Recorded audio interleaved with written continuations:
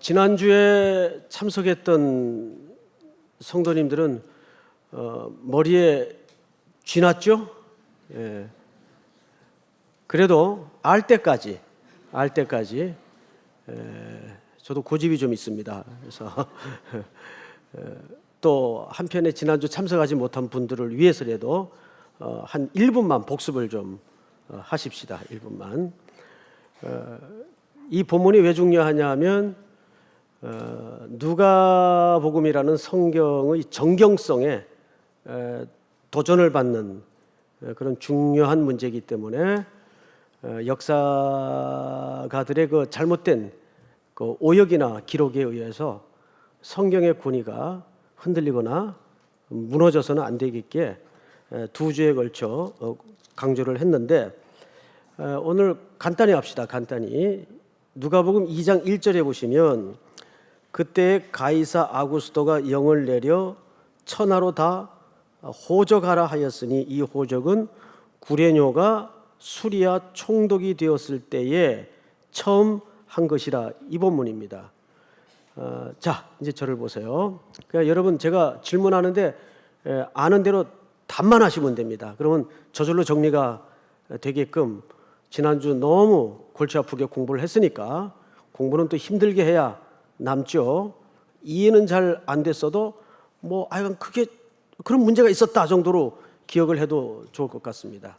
이 구레뇨는 실질적으로 호적 조사를 성경상 몇 번 한 겁니까? 예, 끝난 거예요. 예, 2번 한 거예요, 2번. 그런데 첫 번째 한 것이 오늘 누가복음 2장 1절의 기록이고 실질적으로 두 번째 한 것이 사도행전 5장의 기록입니다. 이렇게 성경상에도 2번이 등장을 하죠. 근데 실질적으로 요세푸스의 역사 기록에 의하면 정확하게 요세푸스의 기록상 구레뇨 총독이 부임해서 정식으로 총독 임명을 받은 것은 AD 6년이란 말이에요. 그것이 바로 두 번째 호적입니다. 사도행전 5장에 나타난 그 호적 조사예요. 그러면 2장 1절에 구레뇨 총독되었을 때 이 기록은 첫 번째 호적인데 기록상 연대기가 차이가 납니다.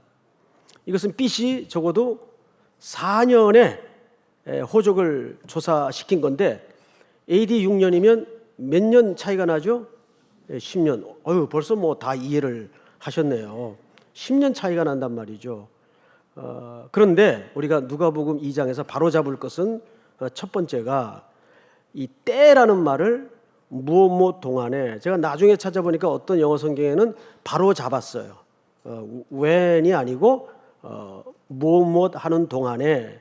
그리고 여기 총독이라는 표현은 사실상 역사가들의 혼란에서 잘못 기록을 한 겁니다. 총독이 아니고 통치자 또는 집정관 이래야 맞습니다. 왜냐하면 이 구레뇨는 가이사 아구스토의 아주 절친으로서 통치 기간이 사실상 상당히 오래됐습니다. BC 12년서부터 AD 12년까지 무려 몇 년을 24년을 로마 황제와 버금가는 권력을 가지고 통치를 했기 때문에 역사가들의 기록 속에는 그 순서를 헷갈릴 수가 있단 말이죠. 그래서 정식으로 총독으로 임명받은 것은 AD 6년, 말하자면 두 번째 호적을 할 때가 맞다. 그러면 누가복음 2장 1절의 호적은 사실상 첫 번 호적인데 이때는 총독이 아니었단 말이에요. 그러나 상당한 실권을 가진 지도자의 위치에 있었던 것은 맞다. 이 정도로 이해를 하면 끝. 예습은 복습은 끝났습니다. 이제 오늘 우리는 누가복음 아주 흥미로운 대목에 이르렀습니다. 누가복음 2장 40절에 보시면 한 절만 우선 같이 읽어볼까요? 한 절만 시작. 아기가 자라며 강하여지고 지혜가 충만하며 하나님의 은혜가 그 위에 있더라. 아멘.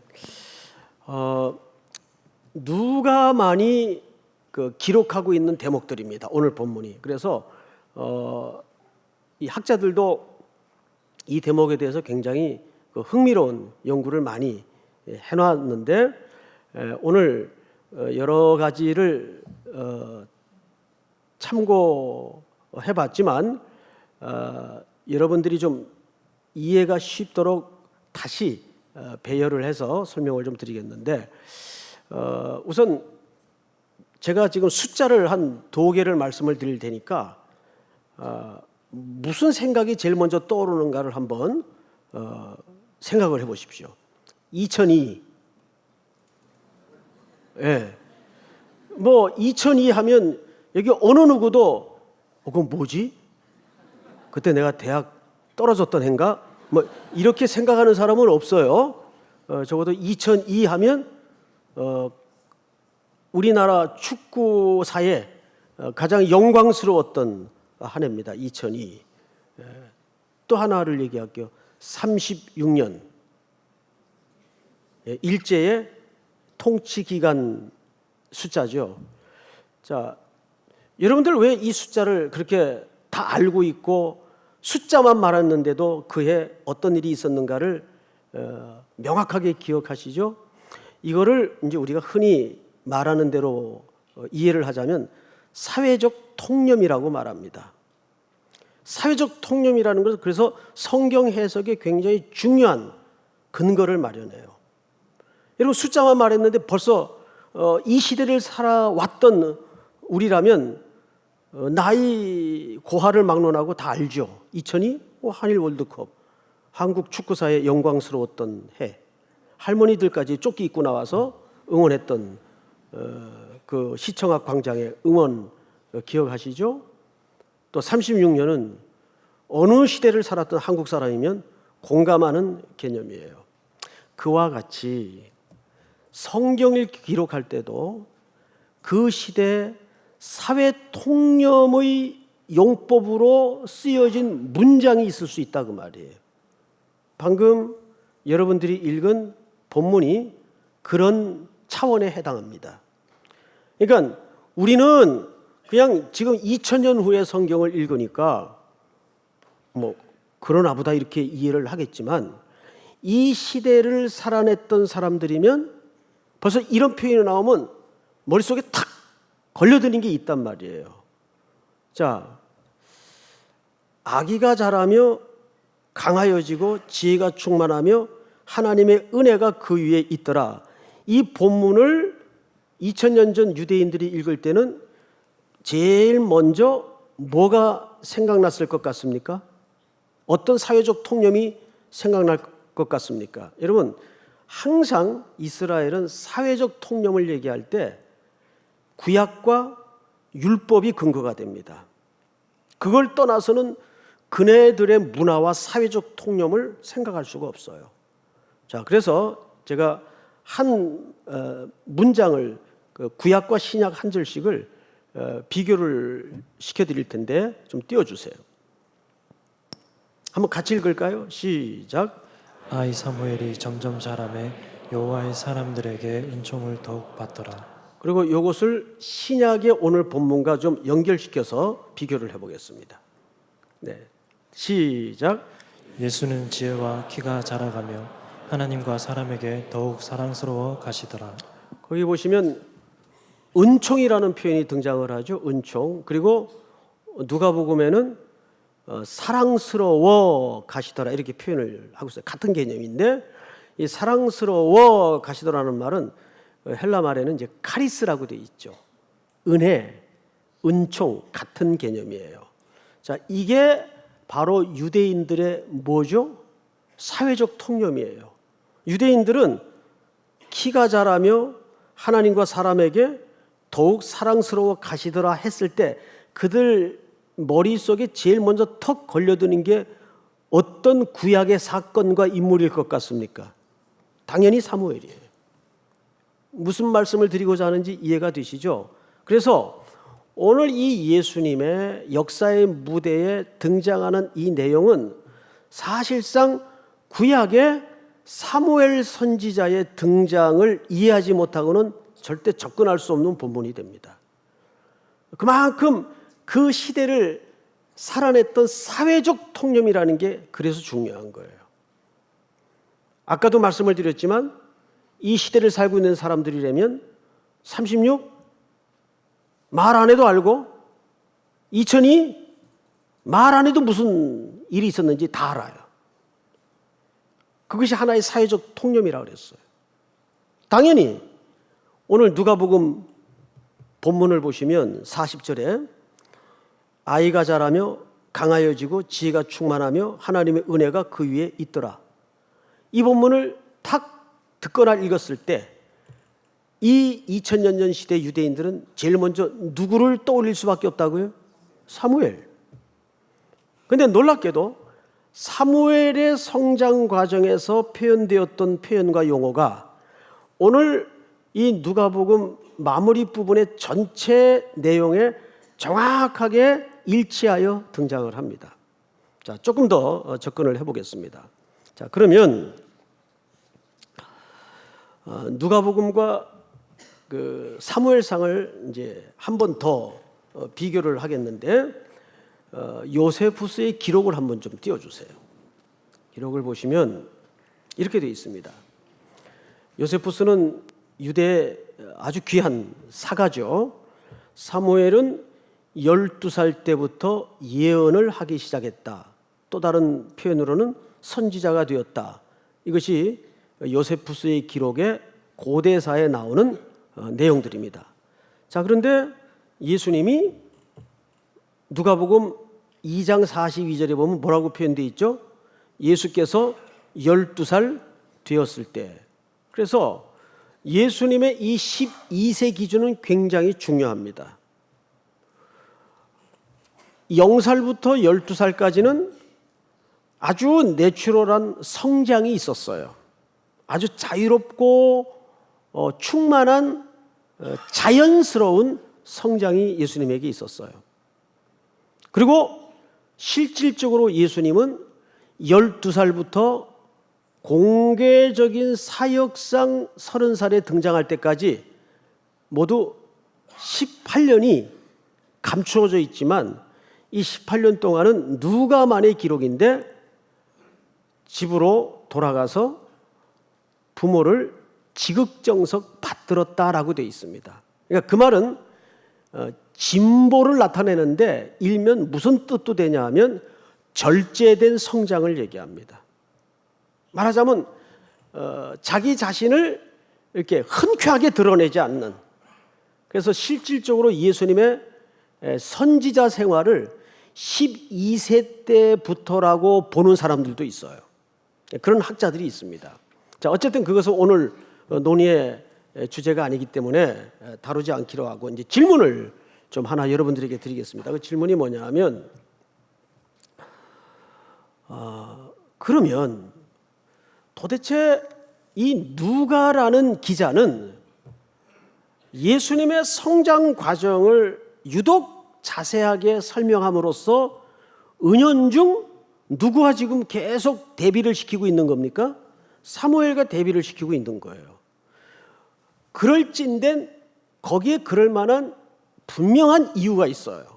왜 누가는 예수님의 성장 과정을 사복음서 기자 중에 유독 드러내면서 특별히 또 구약의 사사기 말 무렵에 한나의 울부짖는 기도 속에 태어났던 그 사무엘이라는 선지자의 역사의 등장과 유사점을 의도적으로 비교하고 있는가? 그것이 오늘 이 예수님의 성장 과정의 메시지를 찾아가는 중요한 길목입니다. 자, 그런 의미에서 이제 사무엘 시대의 특징을 박스로 한번 좀 보도록 하겠습니다. 띄워주세요. 세 가지 물음입니다. 첫째, 한번 읽어볼까요? 첫째, 시작. 엘리 제사장의 상태는 어떠했습니까? 두 번째, 엘리 아들 홈리와 비나하스는 무엇을 하고 있었습니까? 세 번째, 이스라엘 백성들의 상태는 어떠했습니까? 네. 자, 이 세 가지 질문을 편안한 이제 표현으로 여러분들에게 설명을 좀 드리겠습니다. 우선 엘리 제사장의 상태는 어땠습니까? 몸이 비둔했고 일단 그는 하나님의 말씀을 읽고 듣고 배우는데, 가르치는데 무지한 정도가 아니라 게을렀어요. 그러니까 실질적으로 그 시대의 영적인 지도자로서 본연의 임무에 게을렀던 겁니다. 이유는 놀랍게도 엘리에 대한 책임도 있지만 그 시대 전체적인 사무엘상에 가장 많이 등장하는 초반의 표현이 뭔지 아세요? 말씀이 희귀하였더라. 그러니까 하나님이 침묵하던 시대예요. 그 시대의 악함과 부도덕한, 그리고 하나님으로부터 멀어진 이스라엘 백성들의 상태를 보면서 하나님이 침묵하던 시대예요. 말씀이 끊어진 시대예요. 두 번째, 엘리의 아들 홈리와 비누아스는 무엇을 하고 있었습니까? 그들도 역시 엘리의 두 아들로서 제사장 직무를 했었습니다. 그런데 하나님의 지적에는 두 가지 지적이 있었어요. 시간 관계상 일일이 본문을 찾지는 않겠지만 사무엘상 1장서부터 3장까지를 꼼꼼히 읽어보시면 두 가지 특징을 갖는데, 우선 하나님의 제단에 드려지는 제물을 마음대로 먹어치웠어요. 그것도 가장 좋은 것만을 골라서. 그걸 하나님은 이렇게 고발했죠. 나의 제사를 멸시하였느니라. 여러분, 그 말은 조금 더 나아가서 뭘 뜻하는지 아십니까? 나의 계명을 무시하였느니라, 그 뜻입니다. 그러니까 하나님의 말씀이 무시되던 시대예요. 따라서 하나님에 대한 삶도 전혀 순종되지 않던 시대라고 보면 정확합니다. 그러면 여러분, 제사장과 그 아들들이 그 모양이었을진데 백성들의 삶의 상태는 어떠했을까요? 사무엘상 1장에 보면 이런 표현이 등장을 해요. 분인 나에게는 자식이 있고 한나에겐 자식이 없었더라. 기억나시죠? 그 본문이 갖는 의도가 뭔지 아십니까? 열매가 있어야 될 여인에겐 열매가 없고 열매를 맺지 말아야 될 여인에게는 열매를 맺고 있더라, 그 말이죠. 그것은 정확하게 백성들의 삶의 자리를 고발하는 겁니다. 백성들의 삶의 자리에 열매가 있어야 되는데 열매가 없어요. 그런데 열매를 맺지 말아야 될 자녀에게는 열매가 맺어져 있어요. 삶의 자리에는 악한 열매들이 주렁주렁 결과물로 도출되고 있던 시대입니다. 게다가 종교 지도자들은 어떤 상황이었나요? 엘가나에게 두 아내가 있었어요. 엘가나는 누굽니까? 바로 한나의 남편이죠. 그는 역대기를 보면 아주 명문가의 족보를 갖고 있어요. 레위 지파요, 따라서 제사장이요. 그 중에서도 이렇게 노래에, 음악에 탁월한 재능을 가진 제사장들을 뽑아요. 그래서 그대들은 예배 시마다 하나님의 성호를 노래하는 자로만 서십시오. 그러니까 성가대원이요, 제사장이요, 레위 지파예요. 이 정도면 종교적으로 금수저 물고 난 거죠. 그런데 그 다음 절에 본문이 뭐라고 고발을 하죠? 그에게 두 아내가 있었으니 한 사람의 이름은 한나요, 한 사람의 이름은 분인나라. 이거 여러분 본문을 읽으면서 뭐 이상한 점 없어요? 제사장에게 두 아내가 자연스러웠던 시대라는데 문제가 있는 거예요. 그게 아무렇지도 않았던 시대. 이해가 됩니까, 여러분? 그러니 백성들의 삶은 말할 것도 없죠. 그것이 사무엘 시대의 세 가지 질문에 대한 전체적인 스케치예요. 그림이죠. 자, 그러면 이때 한 여인이 등장을 합니다. 한나입니다. 한나는 성경 전체에서 항상 누구와 대비되어 등장하는 여인인가 하면 마리아와 대비되어 등장을 합니다. 그래서 두 여인이 다 찬송가를 가사로 고백해내죠. 하나님에 대한 찬양의 메아리를 터쳐냅니다. 마리아도 찬송을 했고 한나도 응답받은 후에 하나님을 향하여 찬양을 합니다. 한나의 가장 중요한 담겨진 메시지는 뭡니까? 여호와와 심정을 통했다는 고백이죠. 그 심정을 통했다는 것은 하나님과 가슴이 맞닿았다는 얘기입니다. 하나님과 마음이 하나가 되었다는 얘기예요. 그 말은 우리 한국식 개념으로 설명을 하자면 이런 뜻이 됩니다. 하나님 마음을 한나가 알아버렸고 한나의 슬픔을 하나님이 알았어요. 뭐 하다가? 부르짖다가. 그 부르짖음은 어떤 부르짖음이었나요? 전 존재를 건 통곡의 기도였어요. 보통 기도가 아니었어요. 그러다가 어느 한순간 한나가 하나님의 마음을 알아버렸어요. 하나님도 한나의 마음을 알아버렸어요. 마음이 통한 거죠. 심정이 통한 거죠. 그래서 구했던 아들이 누굽니까? 사무엘. 그래서 엘은 하나님이죠. 샤마이 이 표현은 하나님께 구하여 얻었다 그 말이에요. 근데 그 아들이 그런 패역한 영적인 분위기 속에서 어떻게 자라든가요? 여호와 앞에 자랍니다. 은총을 받으면서 자랍니다. 그리고 그렇게 몰락에 가던 이스라엘이 꿈결처럼 어떻게 일어납니까? 그렇게 말씀이 닫히고 말씀이 희귀하던 시대에 사무엘은 하나님의 말씀을 배우면서 여호와 앞에 자라는 가운데 브엘세바에서부터 단까지 그 사무엘이 성장한 이후에 선지자로 서서 하나님의 말씀을 가르치기 시작하면서 이스라엘이 꿈결처럼 일어나요. 이것이 오늘 누가가 어떤 의도를 가지고 예수님의 성장과 사무엘과 비교시키고자 하는 사회적 통념을 빌린 겁니다.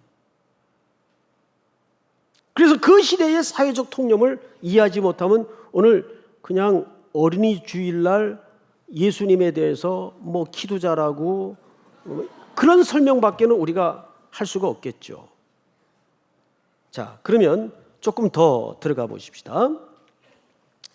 이제 신약 시대로 넘어옵니다. 신약 시대로 우리가 지지난주에 한번 살펴본 것처럼 이 시대는 예수님이 탄생하던 그래서 성장하던 이 시대는 주 퀴리오스라고 할 때 사람들은 사회적 통념으로 누구를 당연히 떠올릴 수밖에 없었을까요? 로마 황제입니다. 가이사 아구스투스, 로마 황제가 주예요. 그래서 그들은 인사 속에 가이사가 주님이십니다. 이것이 인사였고 그 시대를 헤게모니로 사람들의 의식을 붙들고 있었던 중요한 인식 세계의 가치관이었습니다. 가이사가 주님이십니다. 그래서 예수님의 탄생 앞에 누가는 그런 사회적 통념을 빌려서 의도를 가지고 주 그리스도, 주님에게 예수님에게 주 예수, 주를 붙입니다. 아니다. 지금은 아무도 주목하지 않는 소년이지만 이분이 주님이시다. 그것을 서서히 역사 속에 드러내고자 하는 겁니다. 게다가 우리가 이제 스킵하고 지나갔지만 예수님의 부모들이 예수님을 안고 성전에 들어가서 결례를 따라 제사를 드릴 때 가난했기 때문에 뭘 드렸죠? 비둘기를 드립니다. 비둘기. 이 당시 그 탈무드에 기록된 기록을 보면 종교 지도자들이 가난한 자들에게 팔았던 비둘기 값이 한 마리당 얼마를 매겼는지 아세요? 오늘날에 생각해봐도 환산을 해봐도 굉장히 비싸게 값을 매깁니다. 9만 원. 비싸죠. 9만 원. 이것이 그 당시 그 정치적인 배경을 따라서 지어져 가고 있던 헤롯 성전의 재정을 충당하기 위한 종교 지도자들의 윽박지름이었습니다. 잘 아시는 대로 그 성전 입구에서 예수님은 훗날 제자들과 앉아서 유심히 헌금 행위를 지켜보기 시작합니다. 누구가 예수님의 눈에 걸려들었던가요? 가난한 과부. 그는 생활비 전부를 넣었어요. 부자들 정신 차려라. 과부도 다 넣는데 너희들 조금 더 해야 될 거 아니냐 라고 써먹기엔 너무도 좋은 본문이에요. 무슨 소리인지 알겠죠? 그러나 여러분, 그 본문은 거기서 사용된 가난한이라는 단어는 우리 가난에도 등급이 있잖아요. 생활비가 있고 생계비가 있고 더 비참한 게 뭐죠? 생존비가 있어요. 헬라 말에도 가난한을 세 가지로 표현합니다.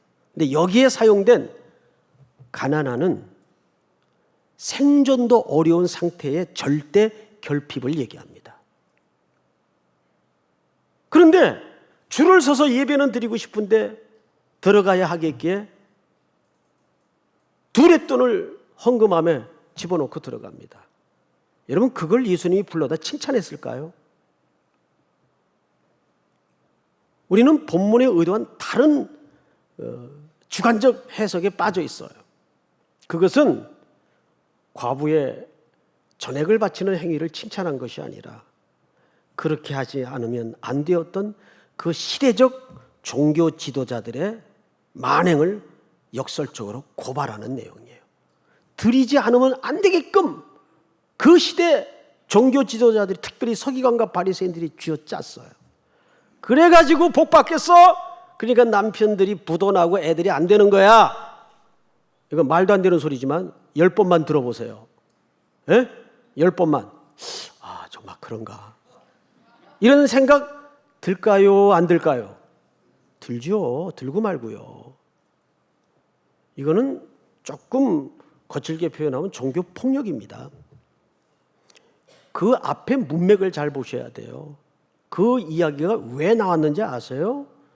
마가복음에 보면 앞에 서기관들과 바리새인들을 고발하다가 지적하다가 예수님이 하신 말씀이에요.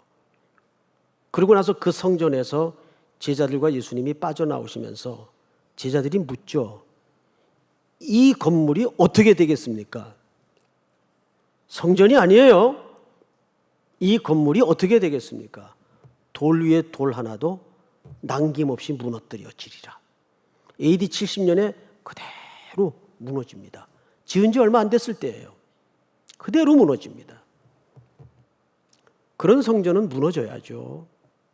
그래야 예수님이 자기가 지은 진짜 성전이 세워지지 않겠습니까? 시대가 그랬어요. 누가가 이 이야기를 지금 써내려가고 있는 이 시대가 그만큼 사무엘 시대만큼이나 어둡고 암울하고 본질에 벗어난 시대였습니다. 그리고 여러분 41절을 한번 볼까요? 이렇게 되어 있습니다. 41절을 한번 같이 읽겠습니다. 시작. 그의 부모가 해마다 유월절이 되면 예루살렘으로 가더니. 해마다 유월절이 되면 예루살렘으로 가더니라고 되어 있어요. 자, 여러분 멈추어 서서 생각해 볼 문제가 있는데, 유월절은 뭘 기념하는 절기입니까? 이스라엘 백성들이 400년의 흑암의 역사를 끝내고 어린 양의 죽음, 오실 예수 그리스도의 죽음을 예표하는 어린 양의 죽음을 통해서 피가 발라진 그 구속의 은혜로 출애굽을 기념하는 절기예요. 그 유월절입니다. 그 유월절의 핵심은 어린 양이에요. 오실 메시아.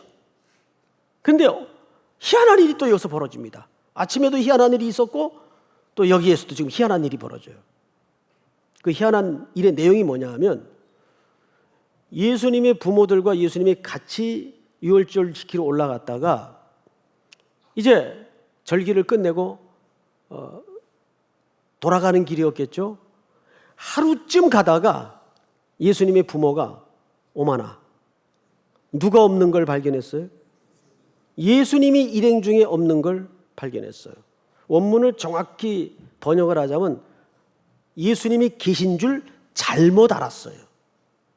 그 예수님의 어머니의 고백의 진단이에요. 잘못 알았어요. 여러분, 유월절은 누가 중심이어야 합니까? 메시아. 지금 그 메시아가 여기 있잖아요. 그런데 일행 중에 있는 걸로 잘못 알았어요. 유월절날 누구를 잃어버린 거예요? 누구를 잃어버렸어요? 주인공을 잃어버렸어요. 이 아이러니가 암시하는 게 오늘날 얼마나 큽니까? 교회 안에 예수가 없어요. 그런 말 많이 하잖아요. 교회 안에 권세 있는 사람들은 많은데 세도 부리는 사람들은 부글부글한데 어떤 교회는 목사가 주인돼 있고 어떤 교회는 장로가 주인돼 있고 어떤 교회는 권사님들이 주인돼 있고 그런데 정작 그 주제가 되시고 주인 되시는 예수님이 안 계셔요. 실종된 예수.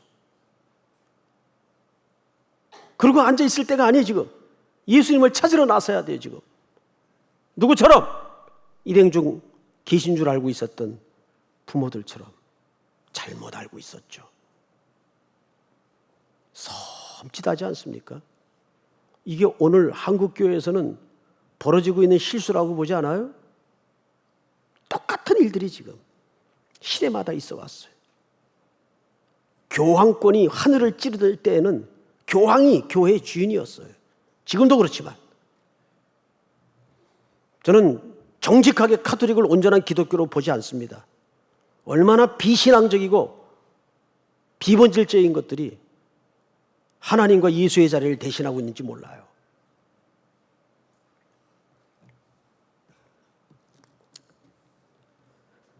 (43절을) 한번 볼까요? 그 날들을 마치고 돌아갈 때 아이 예수는 예루살렘에 머무셨더라.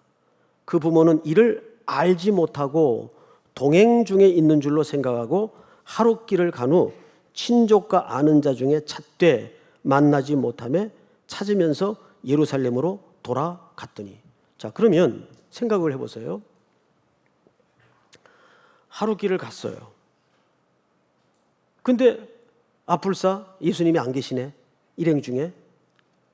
그러면 여러분 중에는 여기서 한 가지 이상한 생각이 들어야 되지 않아요? 그러니까 성경을 읽으면서 글자를 읽지 마세요. 응? 아니 그거 뭐 가다가 왜 예수가 안 계신 걸 몰랐을까? 그래서 그 시대 풍습을 알아야 됩니다. 문화를 알아야 돼요. 사실 유대인들은 항상 이 공동체성이 강했기 때문에 유월절을 혼자 지내고 옵니까? 아니잖아요. 어마어마한 인파가 쓸려갔다 쓸려오는데 뭐 또 나사렛 그 행로는 또 한 무리 사람들이 있었겠죠. 분명히 청파동 무리가 또 따로 있었겠고 그렇듯이 그래서 그때는 사람들의 아이들에 대한 교육관이 어떠했는가 하면 우리 집 아이가 아니더라도 돌봐주도록 돼 있어요. 이게 중요합니다. 그래서 하룻길을 가도 예수님을 점검하지 않았던 거예요. 누가 돌봐주겠거니? 그렇죠. 우리 공동체 중에 누군가가 돌봐주겠거니? 이것이 유대인들의 어린 아이들에 대한 교육관이었어요. 우리 집 애가 아니더라도 우리 집 애처럼 돌봐줘야 돼요. 왜? 공동체니까. 아간의 죄가 드러날 때 그 죄를 여호수아는 무슨 죄로 고발했죠? 장막간의 죄라고 고발했어요. 장막은 뭡니까? 공동체를 얘기하는 거 아니에요. 예? 저 형제가 지은 죄를 나는 상관없다? 아닙니다. 우리가 왜 그리스도의 몸입니까? 그래서 하루 만에 발견이 된 거예요. 자, 그러면 어떡합니까? 오던 길을 거슬러 올라갈 수밖에 없어요. 그리고 또 며칠이 걸려요? 이틀이 걸려요. 그런데 예수님은 정작 며칠 만에 발견했습니까? 사흘 만에 발견해요. 이틀이 가는데 하루, 오는데 하루가 걸렸다면 이틀 만에 발견해야 되는 게 맞는 거 아니에요? 그런데 왜 사흘 만에 또 발견이 돼요? 성경을 보세요. 며칠 만에 발견했나? 46절 다 같이 시작. 선생 중에 앉으사 그들에게 듣기도 하시며 묻기도 하시니. 이건 뭘 얘기하냐 하면 부모들이 당연히 성전에는 이제 안 계신 줄 알았단 말이에요. 그래서 예루살렘 근처에서 이 골목 저 골목 갔던 데를 다 돌아다녔겠죠. 와가지고 생각을 해보세요. 애를 잊어버린 엄마가 아유 되돌아오는데 힘드네. 내일 찾지 뭐 그러고 내일 찾았을까요? 그런 엄마 계신가요 여기? 잠이 와요? 이거 많이 듣던 소리인데. 밤이 새서라도 찾아야죠. 그런데 성전으로 바로 가질 않았어요. 엉뚱한 데를 돌아다닌 겁니다 또. 그러다가 사흘 만에야 어디서 발견이 됐어요? 성전에서 발견이 됩니다. 잠깐, 이때 예수님의 나이가 몇 살이라고요? 12살입니다. 그리고 이제 성전 안의 풍경을 우리가 조금 세밀히 보도록 하십시다. 47절 다 같이 시작. 듣는 자가 다 그의 지혜와 대답을 놀랍게 여기더라. 다 그 지혜와 대답을 어떻게 여기더라? 놀랍게 여기더라. 저는 예수님이 실질적으로 12살부터 선지자적 능력과 내용을 갖췄다고 봅니다. 안 그러면 그 12살 소년의 이해와 정서 속에서 나오는 어떤 문답에 사람들이 놀랄 수가 없어요. 놀라기 시작합니다. 근데 더 재밌는 걸 보여드릴게요. 48절 그의 부모가 보고 어떡하며 누구도 놀랬어요. 늘 그저 아침에 일어나서 잠 깨고 같이 잠자고 먹고 하던 부모들조차도 낯선 예수님에게 놀란 겁니다. 이미 이때는 예수님 내용 속에 선지자적 능력이 갖추어 충만해 가고 있다고 보는 것이 정확합니다. 예수님의 부모가 놀라요. 그의 어머니는 이르되 아이야 어찌하여 우리에게 이렇게 하였느냐 보라 네 아버지와 내가 근심하여 너를 찾았노라. 열심히 찾았던 것이 분명합니다. 그런데 놀랍고 근심했어요. 이 말은 예수님의 부모들조차도 예수님의 내용에 대해서 정확히 알았다는 얘기입니까? 아직은 온전히 몰랐다는 얘기입니까? 몰랐다는 얘기입니다. 아직은. 그러면서 이제 49절을 같이 읽겠습니다. 시작. 예수께서 이르시되 어찌하여 나를 찾으시나이까 내가 내 아버지 집에 있어야 될 줄을 알지 못하셨나이까 하시니.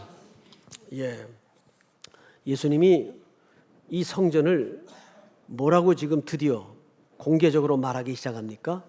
내 아버지의 집. 이것이 사실은 예수님이 성경 전체 속에서 처음으로 말씀하신 겁니다. 예수님의 첫 마디예요. 놀랍죠? 성경 속에 드러난 예수님의 첫 음성입니다. 내 아버지의 집에 내가 있어야 되는 것이 당연한 줄 모르셨습니까? 그리고 이제 50절을 제가 읽을게요. 부모가 그가 하신 말씀을 깨달았더라 못하였더라. 깨닫지 못하더라. 이때부터 예수님은 이제 본격적으로 30세 되기까지 가정으로 되돌아가셔서 어떤 번역을 보니까 그렇게 썼더군요. 격렬하게 하나님의 나라를 준비했다. 그러니까 그것은 무슨 뜻인가 하면 자기 속에 어떤 내용들을 꽁꽁 절제시켜가면서 먼저 부모를 섬기는 일에 열심을 냈다 그 말이에요. 가정에서 뭘 연습한 겁니까? 주의 사역을 연습한 거예요. 보통 우리가, 저도 뭐 절대 그런 편에 속하는데, 가정일과 교회 일을 선택하라면 전 뒤도 안 돌아보고 교회 일을 먼저 해요. 가정을 무시해서가 아니라. 그런데 놀라운 비밀은 예수님은 18년 동안을 역사의 전면에 드러내기까지 가정에서 하나님의 나라를 준비하셨어요. 이건 매우 중요한 질서입니다. 믿습니까? 네. 그것은 여러분들이 해야 될 아멘이 아니고 제가 해야 될 아멘이에요. 저 혼자만 할게요. 아멘. 아멘. 네. 참 이런 예수님의 모습 앞에 부끄러운 게 많아요. 이건 굉장히 중요한 겁니다. 하나님의 나라의 그 위대한 사역을 18년 동안 어디서 준비하셨어요? 가정에서. 부모를 공경하면서. 그래서 격렬하게 준비했다라고 어떤 해석가는 그렇게 설명을 붙였네요. 참 그 표현이 적절해요. 32절 다 같이 한번 읽겠습니다. 시작. 52절 다 같이 시작. 예수는 지혜와 키가 자라가며 하나님과 사람에게 더욱 사랑스러워 가시더라. 이제 결론입니다. 여러분, 그 예수님의 특별히 키가 자라가며 그 앞에 뭐가 또 함께 자랐어요? 지혜가 자랐어요. 누가는 재밌게도 유독 이 지혜라는 단어를 굉장히 사실 강조한 겁니다. 이건 시대적 정황 때문에 의도를 가진 거예요. 왜 지혜라는 단어를 이렇게 유독 강조했을까? 지혜라는 말을 헬라 말로 뭐라 그러죠? 소피아. 소피스트를 철학자들이라 그러죠. 고린도전서를 한번 띄워주실까요? 이것이 신약시대 사람들의 사상입니다. 유대인들은 표적을 구하고 헬라인들은 뭘 찾아요? 이게 소피아입니다. 헬라인들은 이방인을 통칭하는 표현이에요. 우리 서론 시간에 배웠죠? 마태는 유대인들을 위해서 썼고, 마가는 로마인들을 위해 썼고, 누가는 이방인들을 위해 썼어요. 그렇죠? 이방인들을 위해 썼어요. 근데 그 이방인들이 추구하는 세계관이 뭐라고요? 소피아. 전부 소피스트예요. 근데 왜 그 당시 사람들은 그렇게 지혜를 목말라 했을까? 이유가 있어요. 이런 공식 때문입니다. 유대인들은 표적을 구하고 헬라인들은 지혜를 찾으나 그들은 인간의, 잘 들으셔야 돼요, 인간의 마지막 그 누구나 공감하는 최대 공약수의 행복이 이 소피아에 있다고 생각을 했어요. 사실은 지혜를 찾는 것이 아니라 뭘 찾은 겁니까? 진짜 행복을 목말라 찾아 헤맸던 거예요. 그럼 누가는 그 이방인들에게, 그 누가복음과 사도행전의 첫머리에 등장하는 인물이 누굽니까? 데오빌로예요. 이방인으로 대변되는 데오빌로에게 뭘 얘기하고 싶었던 걸까요? 여러분, 세상 이들이요, 진짜 행복이 무엇인지 압니까? 예수 안에 그 행복이 있습니다. 그거를 얘기하는 거예요. 그래서 지혜라는 개념을 툭 띄우는 겁니다. 괜히 지혜를 말하는 게 아니에요. 그 시대 사람들과 그 시대의 가치관 때문입니다. 결론입니다. 저와 여러분들이 추구하는 진짜 행복은 어디서 찾습니까? 정말 예수 안에서 그 행복을 찾고 있습니까? 아멘 한 분들만 복이 되기를 바랍니다. 한 번 더 기회를 드릴게요. 삐질라 또 한 주간 행복해야지. 여러분들은 그 모든 인류가 최대 공약수로 찾고 있는 그 행복을 누구 안에서 찾고 있습니까? 예수 안에서. 다 일어나십시다.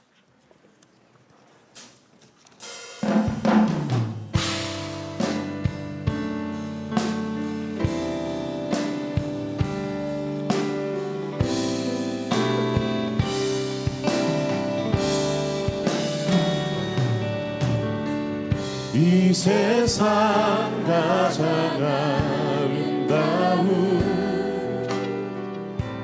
순종의 눈물 온 세상 다시 빛나게 한 생명의 눈물 그가 이 땅에 오신 이유 죽어야 살게 되고 저야만 승리하는 놀랍고 영원한 신비 지으신 그대로 회복시키 우리의 창조주 그리스도 십자가의 길로 아버지 뜻 이루셨네 그가 이 땅에 오신 이유 이제 우리에게 맡겨진 그 소망 그 사랑 그 생명 아름답고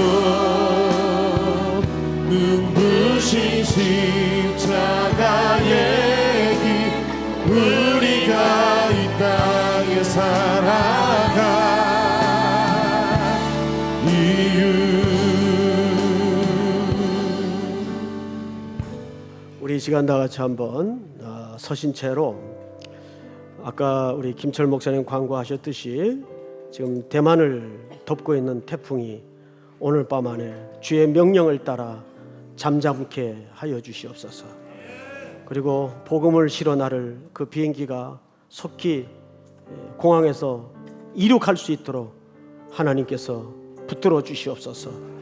또 영덕 울진으로 떠나는 우리 형제들의 걸음도 복되게 하시고 무엇보다도 대만의 이 복음을 위해서 참된 행복을 목말라하며 기다릴 그 땅의 영혼들을 위해서 우리 기도해 주시기 바랍니다. 그리고 또 한 주 진정한 행복은 세상이 추구하는 지혜에서가 아니라 그리스도 안에 있음을 확인하는 한 주간이 될 수 있도록 도와주시옵소서. 주여 부른다며 기도합니다. 주여! 살아가시는 아버지 하나님 은혜를 감사합니다. 영광을 받아주시옵소서. 오늘도 예수 그리스도를 통해서 이 땅에 놀라운 주의 은혜가